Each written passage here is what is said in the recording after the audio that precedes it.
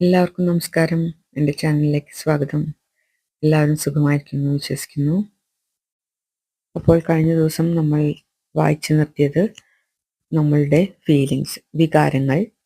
നിങ്ങൾ മാനസികമായി എന്താണ് അനുഭവിക്കുന്നത്? അത് സുഖകരമായ വൈകാരിക അനുഭവങ്ങളാണോ അതോ മോശമായവയാണോ എന്ന് മറ്റാർക്കും പറയാനാവില്ല.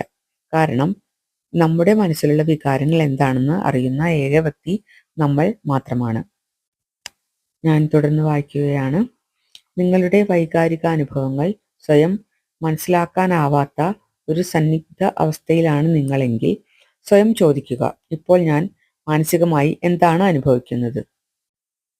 നിങ്ങൾക്ക് ഒരു ദിവസത്തിൽ പലതവണ ഇങ്ങനെ ചോദിക്കാം. അങ്ങനെ പതുക്കെ പതുക്കെ നിങ്ങളുടെ മനസ്സിൽ ഉളവാകുന്ന വികാരങ്ങൾ ഏതു തരത്തിൽ ഉള്ളതാണ് എന്നതിനെക്കുറിച്ച് നിങ്ങൾ കൂടുതൽ ബോധവാനായി തീരും. ഇവിടെ നിങ്ങൾ മനസ്സിലാക്കേണ്ട വളരെ പ്രധാനപ്പെട്ട ഒരു കാര്യം, ഒരേ സമയം നിങ്ങളുടെ മനസ്സിൽ മോശമായ വികാരങ്ങളും ഉത്തമമായ ചിന്തകളും ഉണ്ടാവുക എന്നത് അസാധ്യമാണ് എന്നതാണ്.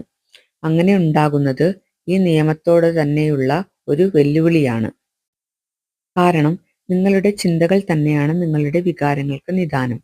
നിങ്ങളുടെ മനസ്സിൽ മോശമായ വികാരങ്ങൾ ഉണ്ടാക്കാൻ ഉതകുന്ന രീതിയിൽ നിങ്ങൾ ചിന്തിക്കുന്നതിനാലാണ് അവയുണ്ടാകുന്നത്.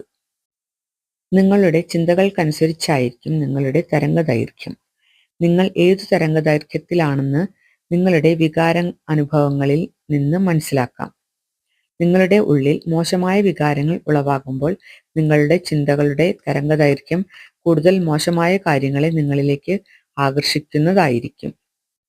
നിങ്ങളുടെ വികാരങ്ങളെ മോശമാക്കുന്ന രീതിയിൽ അശുഭ സംഗതികളുടെ കൂടുതൽ ചിത്രങ്ങൾ നിങ്ങളുടെ മനസ്സിലേക്ക് പ്രക്ഷേപണം ചെയ്തുകൊണ്ട് ആകർഷണ നിയമം പ്രതികരിക്കുക തന്നെ ചെയ്യും.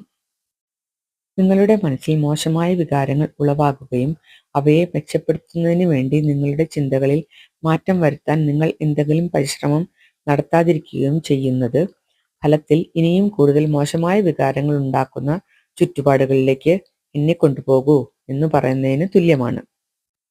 ലിസ നിക്കോൾസ് പറയുന്നത് ഇങ്ങനെയാണ്: നിങ്ങൾക്ക് നല്ല വികാരങ്ങളും നല്ല തോന്നലുകളും ഉണ്ട് എന്നതാണ് അതിൻ്റെ മറുപുറം. നമ്മുടെ മനസ്സിലേക്ക് അവ കടന്നു വരുന്നത് നമുക്ക് അറിയാനാകും. എന്തുകൊണ്ടെന്നാൽ അവ നമ്മെ സുഖകരമായ അവസ്ഥയിലേക്ക് നയിക്കുക, ഉത്തേജനം, ആനന്ദം, കൃതജ്ഞത, സ്നേഹം. എല്ലാ ദിവസവും നമ്മുടെ മനസ്സിൽ ഇത്തരം വികാരങ്ങളാണ് ഉളവാകുന്നതെങ്കിൽ എങ്ങനെയായിരിക്കുമെന്ന് സങ്കല്പിക്കുക.